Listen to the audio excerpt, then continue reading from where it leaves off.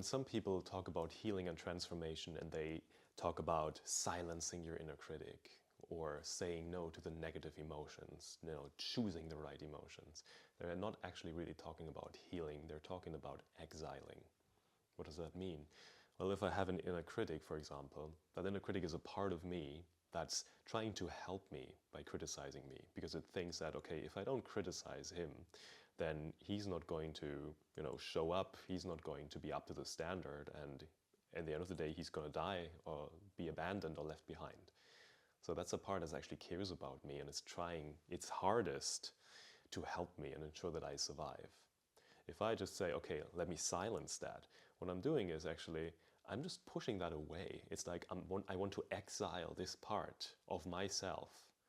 I want to send it away, send it into exile so that I won't be bothered anymore. And that's not healing.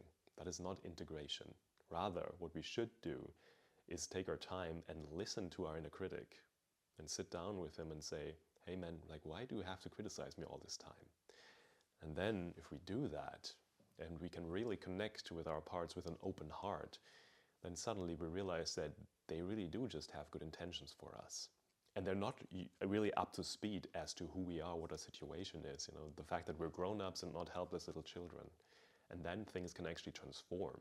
And those parts of us that we wanted to exile actually now become the parts that they were ever meant to be, which are valuable resources that help us to deal with the challenges of life.